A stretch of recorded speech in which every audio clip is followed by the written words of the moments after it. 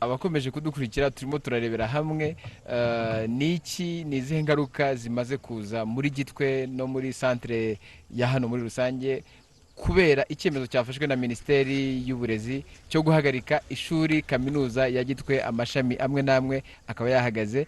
Birumvikana ko hari abanyeshuri barenga 1300 batashye iwabo. Birumvikana ko abanyeshuri hari byinshi, hari akamaro bari bafitiye Gitwe muri rusange ndetse no muri aka gace. Ubwo rero nibyo turimo tugenda dukusanya kureba ubuzima muri Gitwe bumeze bute hatarimo abanyeshuri.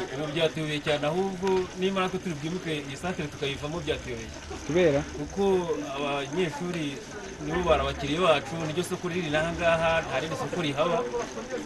Ahubwo byanadutangaje cyane gufunga ikigo nk'iki ngiki kuko nibwo buzima bw'aka karere ubundi. Mbega babashyize mu gihombo gikomeye cyane kuko nukuvuga ngo nta muntu winjira, ari aba batayeri badodera ahangaha, abana badoderaga biga hepfo ahangaha, tuzabona umuturage ahangaha biragoye.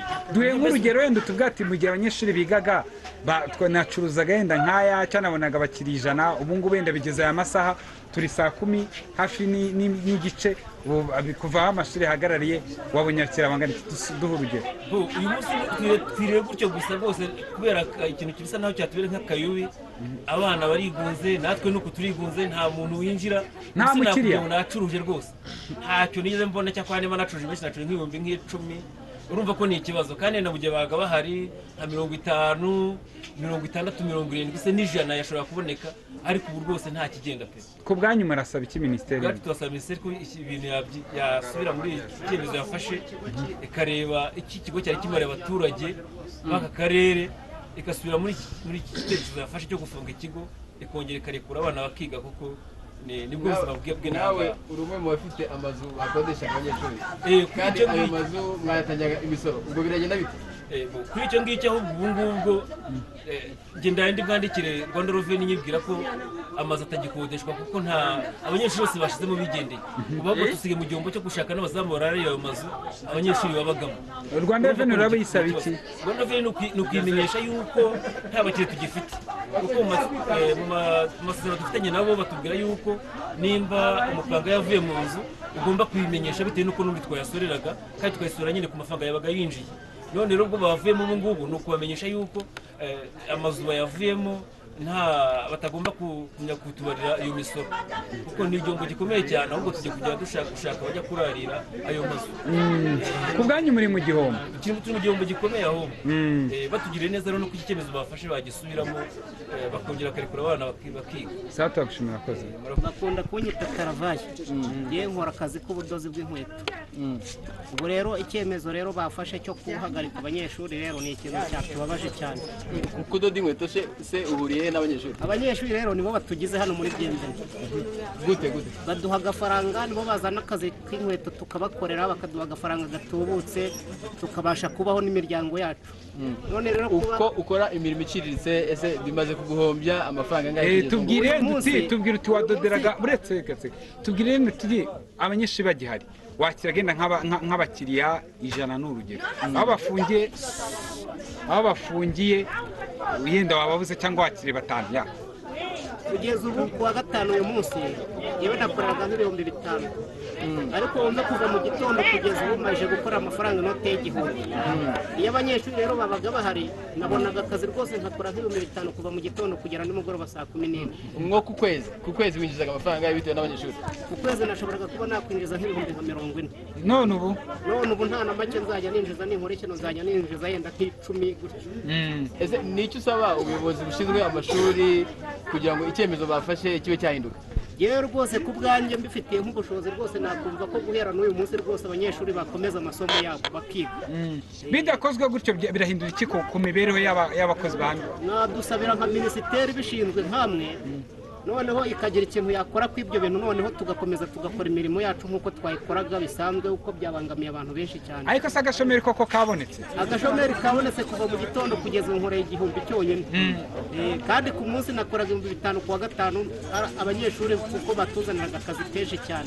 Aho ntabwo yaba ari wowe utaka gusa muri ino centre, hari n'abandi bari giye utaka, abantu bose imirimo yahagaze, ari abacuruzi, ari abantu bakoraga imirimo ijyanye n'iyo abanyeshuri mbega ni ukuvuga ngo yahagaze mbega ubu kugeza ubu byadukoze ku mutima rwose, twababaye cyane rwose, ntabwo kiriya cyemezo twacyakiriye neza.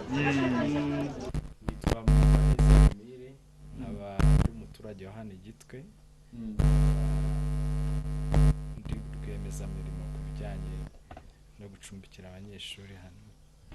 Birumvikana uvuze ijambo abanyeshuri bihura n'uko abanyeshuri ba kaminuza ya Gitwe bamaze gutaha basubiye iwabo kubera icyemezo cyafashwe n'inzego z'uburezi. Icyo cyemezo mwakikira mute nk'abaturage? Twebwe nk'abaturage iki cyemezo cyadukozeho cyane, kuko kugeza ubu ngubu amacumbi nk'uko ndi bubibereke yose nta muntu n'umwe urimo, kandi twishyura amakredi buri kwezi, dutegereje banki kwitwandikira cyangwa ikaza kutwishyuza cyangwa ikadutereza ibyacu.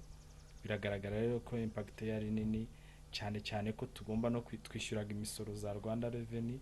Impact ni nyinshi cyane kuri twebwe kubera yuko duhe mu mibare ifatika y'amafaranga winjizaga ngahe ku kwezi, mukishyura imisoro angahe, none bigiye kugenda bite? Amacumbi mfite yishyurwaga amafaranga ari hagati y'ibihumbi 250 na 350 mu gihe cy'ukwezi. Imisoro ingana ite? Imisoro yo ni itegeko ryayo ry'imisoro, barakubarira bitewe n'ayo winjije ku mwaka, ku kwezi barangiza bakakubarira imisoro yawe. None ubu byagenze kuva aho abanyeshuri batahiye bimeze bite? Aho batahiye aho mari aho ngaho, na n'ikindi ziteganya kuyakoreramo, kuko namazu twubatse agendanye n'ibijyanye no kuraramo uko abanyeshuri, si amazu twacururizamo, si amazu twakoramo ikindi kintu, namazu ajyanye no kuryamamo abanyeshuri. Ku bwanyu rero byababangamiye itaryanyinshi, byababangamiye bimeze bite nkaho yenda tubwayemo nkanyinshi bari barishyuye amezi 6 cyangwa se umwaka wose, ntayabasubije byagize? Ibyo nabyo ni ikibazo kubera ko dufite abanyeshuri bari baratwishyuye amafaranga, ndetse hari n'abari barishyuye umwaka wose, ubu bari kutwishyuza amafaranga kandi twaramaze kuyakoresha. Urumva ko ari ikibazo kuri twebwe, haba no ku banyeshuri, kandi rimwe na rimwe ugasanga udabifitiye n'igisubizo, cyane cyane ko dufite n'amakredi tugomba kwishyura, hakiyongeramo n'ibyo bibazo. None hatagize igikorwa, ni iki musaba ubuyobozi bw'uburezi ku cyemezo bafashe, cyangwa se ubuyobozi bw'igihugu muri rusange, abo bireba bose? Ku rwego bafashe icyemezo cyo gufunga no mashuri, twifuza yuko bakora ibishoboka byose bakisubiraho, kubera yuko bifite impact nini cyane kuri haba ku baturage ba hano, haba ku banyeshuri. Ni ibintu biri bukore cyane ku karere no ku gihugu muri rusange.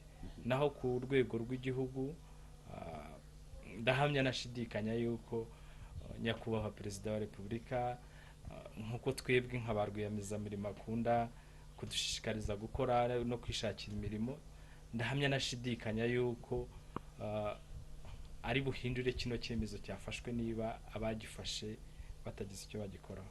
Igihombo bwacu twishyura 1,500,000 ku mwaka. Iyo ushyizemo ibyo ibitunga umuntu n'amafaranga ashobora kugera hafi ku 800,000 ashobora kugutunga umwaka wose bitewe n'ibyo ubamo. Urumva rero uramutse ubihuje n'iyo myaka umuntu amaze yiga ayo mafaranga ari amafaranga menshi cyane, kuko imyaka 4 yarishize twiga medicine yaratangiye izwi. Hakorwa iki ku bwanyu nk'abanyeshuri? Murasaba iki leta, murasaba iki Minisiteri y'Uburezi na Minisiteri y'Ubuzima n'abandi bose barebwa n'iki kibazo cyanyu? Mwumva hakorwa iki mu maguru mashya? Dufite uburenganzira bwo kwiga, icyo dukeneye nk'abanyeshuri dukeneye kwiga. Murakoze. Kwishyura amafaranga arenze 600 na ku mwaka? Yes, ku mwaka. Hanyuma inzu twabagamo nyine, wenda niba hari warishyuye amezi 4 5, urabyumva nawe ni igihombo. Ntabwo wagenda ubwira boss ngo nsubiza amafaranga, nawe ntabwo yaba bifitemo uruhare.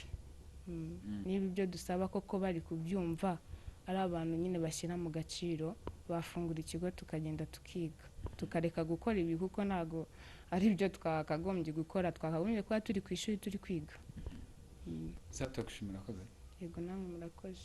nyine urabona nimba twarishuriye 1,200,000 tugashyira nimba inzu wayishuraga 15 cyangwa 20 ku kwezi, bamwe twari dufite stock yari yuzuye igiye gupfa ubusa. Uraba ari amatike umuntu ajya kwivuza araza yo kuza hano, urebye bikabakaba nka miliyoni zigera muri 2 zirenga hafi n'igice, bitewe n'ibintu umuntu abakoresha no kurya byose no kubaho. Twebwe nk'abanyeshuri twasaba ko leta yatwumva ikongera igafungura ikigo tugakomeza kwiga. Igihe waruhijwe ikirere kijimye ukabura uvuye numenye naho ugana umuraba ugasura